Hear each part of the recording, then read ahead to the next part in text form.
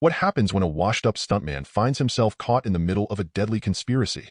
In The Fall Guy, action, suspense, and a touch of humor collide as Colt Seavers is framed for murder while trying to revive his career. The movie kicks off with a heartfelt tribute to the unsung heroes of cinema, the stuntmen and women who risk it all but never get the spotlight. Colt, one of these brave souls, has a not-so-secret crush on Jody, a camera operator with big dreams of becoming a director.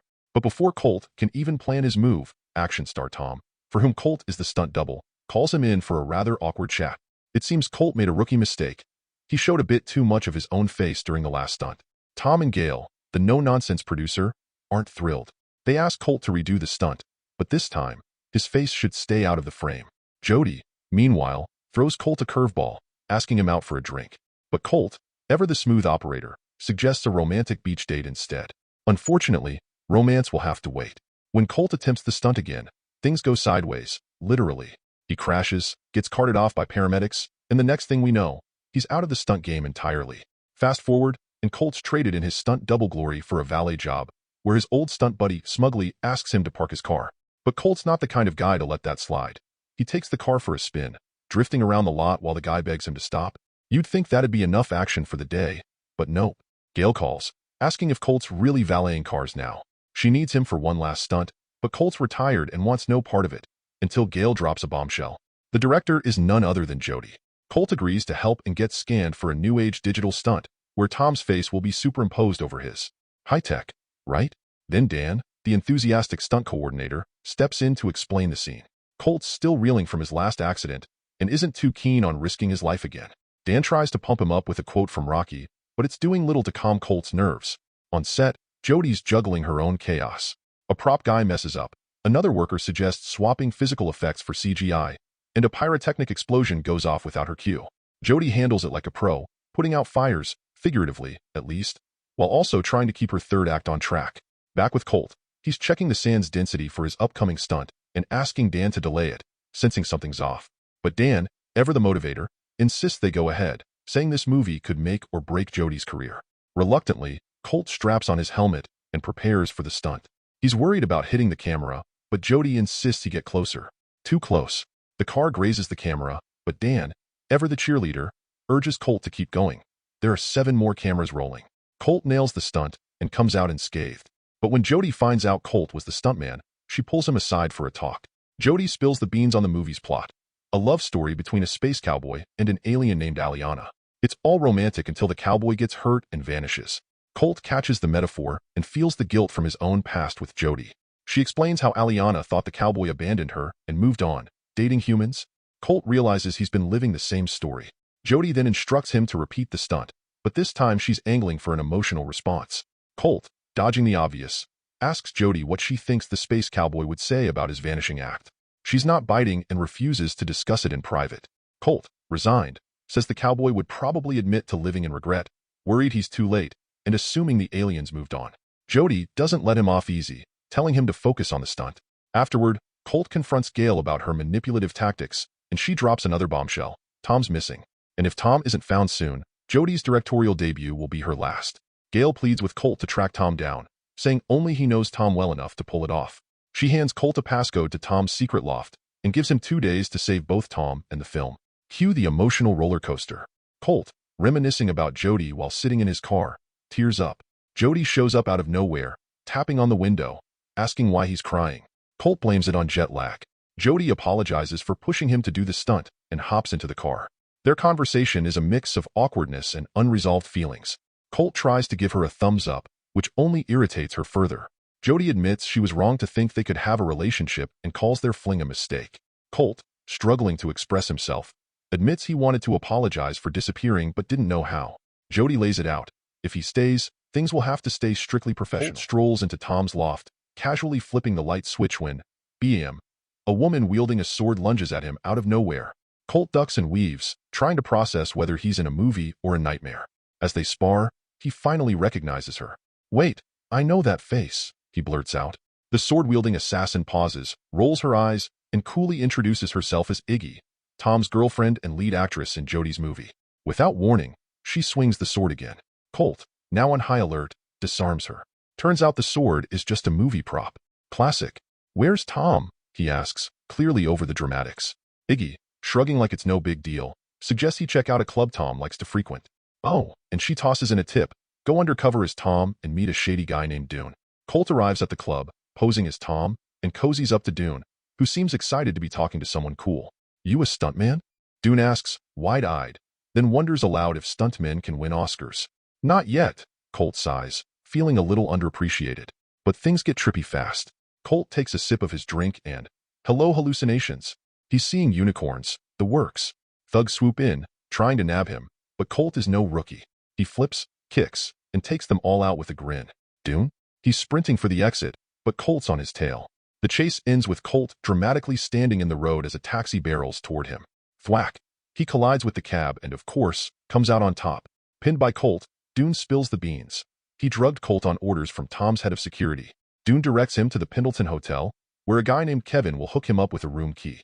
Oh, and the drug wears off when he stops seeing unicorns. No biggie. At the hotel, Colt meets Kevin, who hands him a key card. Key card doesn't work. Kevin gives him another. Nope, still doesn't work. Annoyed, Colt just kicks the door open. Inside, he stumbles upon a dead body in the bathtub. Yikes. He quickly calls Gail, who nonchalantly tells him she'll handle it. Suddenly, a cop taps on Colt's car window. Colt leads the officer back to the room, but, surprise, the body is gone. Classic disappearing act. The next day, Colt tells his buddy Dan about the corpse, but Dan, ever the voice of reason, suggests it might have just been an illusion. After all, Colt was high on whatever Dune slipped him. More bad news. Jody, the director, rewrote all the stunt scenes, and Colt is now her leading man. She promises to superimpose Tom's face over his in post-production. Reluctantly, Colt agrees. During the shoot, Colt nails every stunt, impressing everyone, including Jody, who invites him to karaoke later. It's all fun and games until Gail shows up with a plane ticket, urging Colt to get out of town because some serious drama is about to unfold, and she doesn't want him mixed up in it. Jody, meanwhile, is waiting for Colt at the bar when Gail swings by to chat.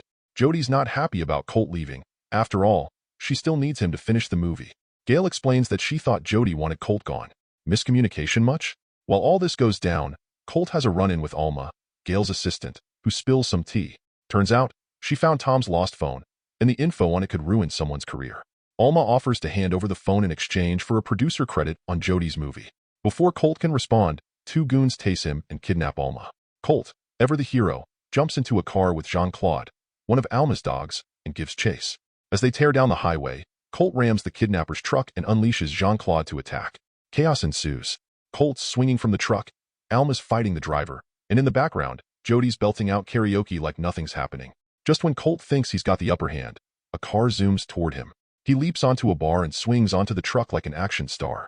Alma takes control of the truck, slams the brakes, and Colt goes flying through the windshield, landing on the road in a heap. He dusts himself off and heads back to the bar, only to find out from Dan that Jody has already left. Dan suggests Colt seek out Vinny, a tech genius, to unlock Tom's phone. Vinny gets to work, but warns Colt it'll take a few days. Impatient, Colt heads back to Tom's loft with Dan to track down the passcode. After cracking the code, Colt watches a disturbing video, Tom wrestling with his stunt double, who, to Colt's horror, turns out to be the dead body he saw at the hotel. The video ends with Tom accidentally killing the guy. Colt's stomach drops. Just then, Vinny calls, urging him to check the news. The headline? The cops have found the body, and Colt is now the prime suspect. Frantic, Colt tries messaging Jody, but she's too caught up in her work to notice. Meanwhile, armed men are closing in on the loft, and Colt is running out of time. During a chaotic scuffle, Dan helps Colt fend off attackers. Jean-Claude jumps in, giving Colt the chance to point his gun at one of them. While Dan snatches a shotgun from one of the assailants, Colt squares off with another. But just as things seem under control, the last goon grabs Colt's gun and shoots him, announcing to his boss that Colt's dead. But plot twist, blanks. Colt escapes by diving onto a nearby boat, only to bump into Tom, who knocks him out cold. Meanwhile, Gail meets Jody, revealing that Colt is a suspect in a murder case. Jody's not buying it. After all, Colt once took 23 minutes to gently escort a cockroach out of her room. Gail breaks the news. Colt never even made it to the airport. When Colt wakes up, he's tied to a chair, with Tom demanding his phone. Colt refuses, and Tom admits that he sabotaged the stunts, blaming Colt for stealing his spotlight. Oh, and Gail? She's the mastermind behind framing Colt for a murder. Tom demands Colt's phone again, but Colt laughs it off. One of Tom's henchmen already shot it to pieces. Tom, oddly pleased by this, orders Colt's death, with gasoline being poured all over him for a dramatic finish. But Colt, ever the stuntman, escapes once again by leaping onto another boat. As the bad guys chase Colt, shooting wildly, he reaches a dock and cuts loose a boat, hiding while calling Jody. In a rare moment of vulnerability, he confesses that he left because he felt like a failure and thought Jody deserved better. He tells her he's still in love with her, but before he can finish, bullets start flying again. Colt's forced to hang up, slamming his boat into a gasoline tank in a fiery explosion. News spreads like wildfire. Colt's dead. Reporters are all over the scene, broadcasting a doctored video showing Colt's face on Tom's body. Meanwhile, Colt's not only alive but already back on dry land, sneaking onto the movie set dressed as an extra. Jody's in her trailer when someone sneaks up behind her. She attacks in panic, only to find out it's Colt. They kiss, but the moment's cut short when Gale knocks on the door. Colt hides, and Gale suggests Jody take a vacation, hinting that with Colt gone, Tom will finish the movie using VFX. Jody, however, isn't backing down. This is her movie, and she's finishing it. The plan? Get Tom to confess everything. The shoot resumes, and Tom delivers an over-the-top monologue. As part of the scene, he's handcuffed and mic'd up for sound. But when he gets into the car, surprise, it's Colt driving. They speed off, with Tom's men in hot pursuit. Dan steps in, using pyrotechnics to block the road, while Colt frightens Tom with the promise of a deadly stunt, a 250-foot jump that could easily turn into a suicide dive. Panicked, Tom spills everything. How he and Gale framed Colt, all to protect the movie. Tom's confession is caught on mic, and just as Colt pulls off the dangerous jump with style, Gale orders her men to get the recording. Gale herself tries to flee by helicopter, but not before Jody punches her. A brief fight ensues, with Jody fending off Gale's goons with the help of Jean-Claude, while Colt jumps onto the helicopter's camera arm and catapults himself aboard. Up in the air, a mid-flight brawl ensues. Gale tries to shoot Colt, but her gun is empty. Colt snatches the recording and takes a leap of faith, landing on an inflatable airbag below.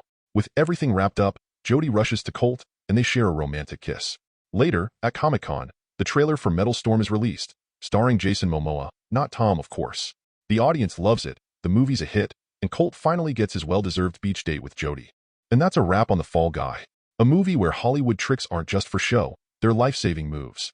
If you love the adrenaline rush and nail-biting suspense, don't forget to hit subscribe and join us for more thrilling recaps right here on Movies Unboxed.